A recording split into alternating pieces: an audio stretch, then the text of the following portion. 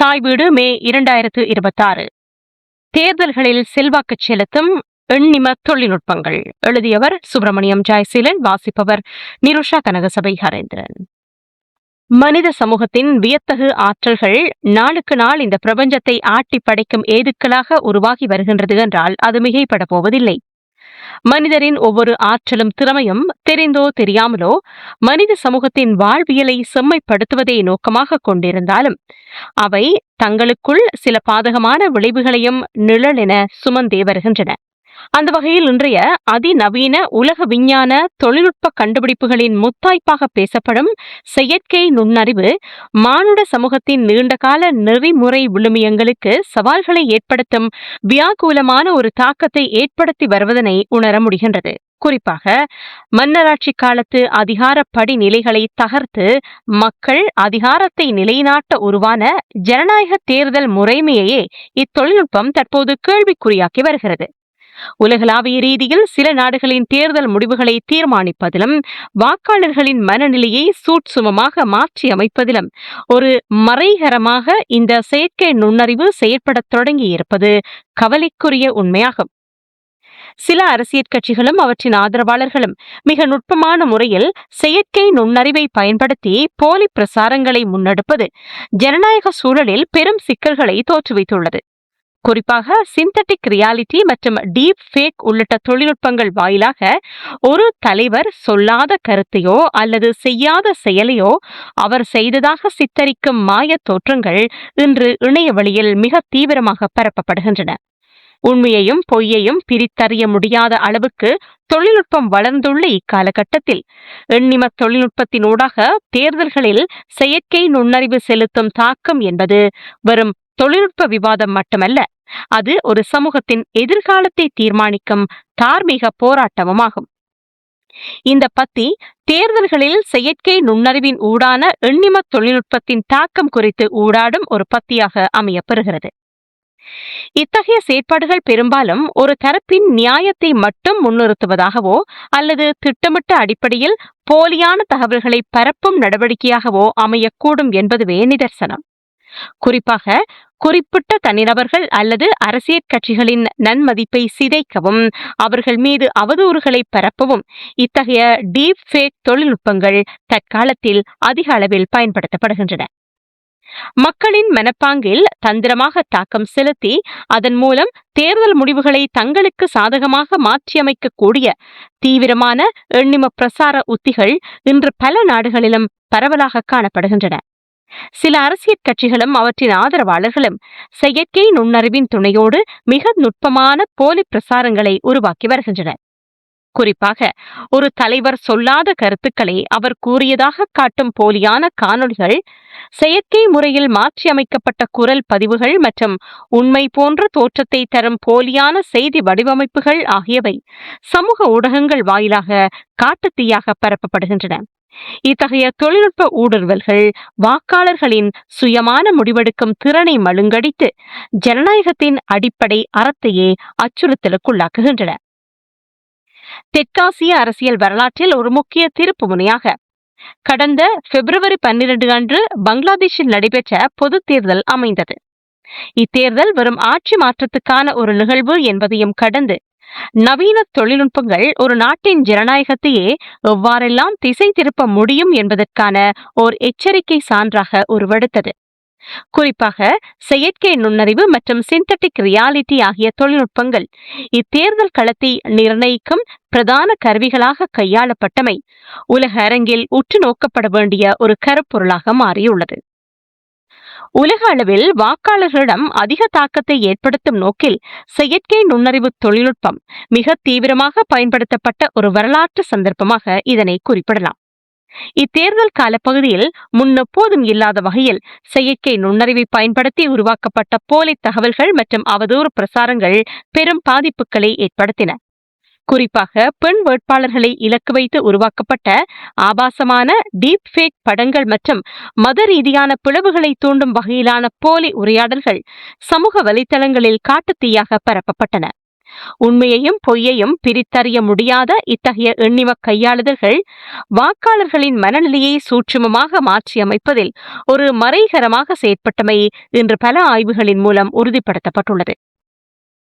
2024 ஜூலை மாதம் அப்போதைய பங்களாதேஷ் அரசாங்கத்துக்கு எதிராக மாணவர்களால் முன்னெடுக்கப்பட்ட போராட்டங்களை தொடர்ந்து அந்நாடு ஜனநாயகத்தை நோக்கி நகர்வதற்கான பிரதான தீர்வாக பொது தேர்தல்கள் அமைந்தன. இருப்பினும் இத்தேர்தல் களம் வழக்கமான அரசியல் விவாதங்களை தாண்டி ஒரு தகவல் போராக ஒரு மாற்றம் பெற்றிருந்தமை குறிப்பிடத்தக்கது. குறிப்பாக 2025 டிசம்பர் முதல் 2026 பிப்ரவரிக்கு இடைப்பட்ட காலப்பகுதியில் தேர்தல் முடிவுகளில் நேரடியாக தாக்கத்தை ஏற்படுத்தக்கூடிய அல்லது பெரும் செல்வாக்கு செலுத்தக்கூடிய செயற்கை நுண்ணறிவு உள்ளடக்கங்கள் கண்டறியப்பட்டன. ஆய்வு தரவுகளின்படி இத்தகைய நுட்பமான 72 உள்ளடக்கங்கள் முறையாக அடையாளம் காணப்பட்டன. இதில் மிகவும் அபாயகரமான அம்சம் என்னவென்றால், உண்மை எது புனைவு எது என்று எவராலும் எளிதில் வேறுபடுத்தி பார்க்க முடியாத அளவுக்கு இவை தத்ரூபமாக உருவாக்கப்பட்டிருந்தமையே ஆகும். இத்தகைய மாய தோற்றங்கள் வாக்காளர்களின் முடிவுகளை கையாள முற்பட்டமை ஜனநாயக செயற்பாட்டின் மீதான ஒரு பெரும் அச்சுறுத்தலாக சுட்டிக்காட்டப்படுகிறது. இந்த தகவல்களை ஆய்வு செய்யும் போது செயற்கை நுண்ணறிவினால் உருவாக்கப்பட்டிருந்த உள்ளடக்கங்களில் சுமார் 50% அரசியல் தலைவர்கள் தொடர்பாக முற்றுமுழுதாக புனையப்பட்ட போலி தகவல்கள் என்பது தெரிய வந்தது.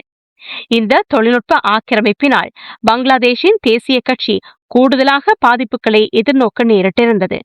அந்த கட்சியை இலக்கு வைத்து சுமார் 47 உள்ளடக்கங்கள் வெளியிடப்பட்டிருந்தன. இக்கட்சி தவிர ஜமாத்தே இஸ்லாம் கட்சி, தேசிய பிரஜைகள் கட்சி ஆகியனவும் இந்த தொழில்நுட்ப ரீதியான போலி பிரசார தாக்குதல்களுக்கு இலக்காக இருந்தவை குறிப்பிடத்தக்கது. இந்த டிஜிட்டல் சாதன பயன்பாடுகளின் போது அதிக அளவில் டீப் ஃபேக் மற்றும் தொகுக்கப்பட்ட அல்லது திரிவுபடுத்தப்பட்ட புகைப்படங்கள் முக்கிய இடத்தை பெற்றிருந்தன. தற்போதைய பிரதமர் தாரிக் ரஹ்மான் சாம் சாதாரண மக்களுக்கு நெருக்கமானவர் என்பதை வெளிப்படுத்தக்கூடிய வகையிலான டிஜிட்டல் பிரசாரங்கள் முன்னெடுக்கப்பட்டிருந்தன. குறிப்பாக அவரது பிம்பத்தை மேம்படுத்த முயற்சிகள் முன்னெடுக்கப்பட்டிருந்தன. தீவிர சிகிச்சை பெற்று வரும் முன்னாள் பிரதமர் பேகம் காலிதா ஜியா குணமடைந்து நடந்து செல்லும் காணொளிகள் வெளியிடப்பட்டிருந்தன. இது மக்களை திசை திருப்பும் நோக்கில் உருவாக்கப்பட்டிருந்தது. மேலும் இந்தியாவில் தஞ்சம் புகுந்துள்ள முன்னாள் பிரதமர் ஷேக் ஹசீனாவினால் கூறப்பட்டதாக வெளிப்படுத்தி உருவாக்கப்பட்ட காணொளி சமூக ஊடகங்களில் அதிக அளவில் பகிரப்பட்டிருந்தது. சுமால் டிவி, சேனல் ஐ போன்ற பங்களாதேஷின் பிரதான ஊடக நிறுவனங்களின் லட்சணிகளை போலியாக உருவாக்கி சமூக ஊடகங்களில் செய்தி வெளியிடப்பட்டிருந்தது. அரசியல் தலைவர்கள் வெளியிட்ட கருத்துக்களை திரிவுபடுத்தி அல்லது அவர்கள் வெளிப்படுத்தாத தகவல்களை உருவாக்கி பல்வேறு பிரசாரங்கள் முன்னெடுக்கப்பட்டிருந்தன. இந்த போலி பிரசார நடவடிக்கைகளின் போது மனித பேரவலங்களை கூட அரசியல் லாபங்களுக்காக துஷ்பிரயோகம் செய்வதற்கு இந்த செயற்கை நுண்ணறிவு தொழில்நுட்பம் பயன்படுத்தப்பட்டமை துரதிருஷ்டவசமான ஒரு நிலைமையாகவே கருதப்பட வேண்டியுள்ளது.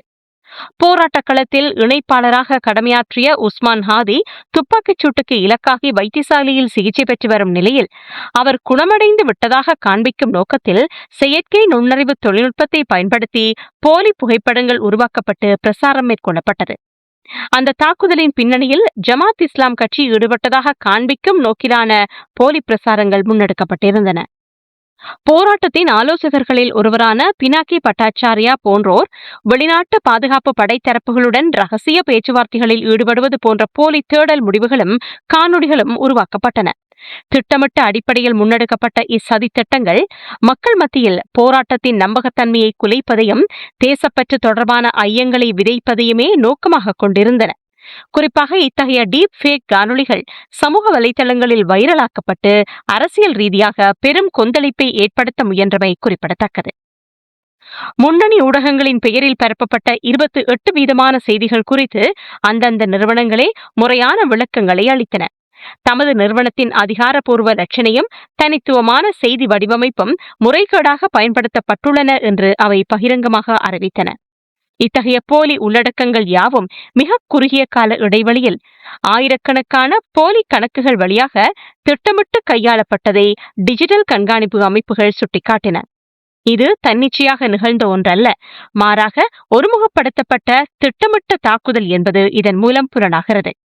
உண்மைக்கும் புனைவுக்கும் இடையிலான இப்போராட்டத்தில் தொழில்நுட்பத்தின் உதவியுடன் பரப்பப்பட்ட பொய்களை தொழில்நுட்ப ரீதியான ஆய்வுகளை முறியடித்தன. எனினும் இத்தகைய தவறான தகவல்கள் சாதாரண வாக்காளர்களை சென்றடையும் வேகம், உண்மை சரிபார்ப்புகள் அவர்களை சென்றடையும் வேகத்தை விட பல மடங்கு அதிகமாக இருக்கின்றமை நவீன ஜனநாயக செயற்பாட்டுக்கு விடுக்கப்பட்ட பெரும் சவாலாகும்.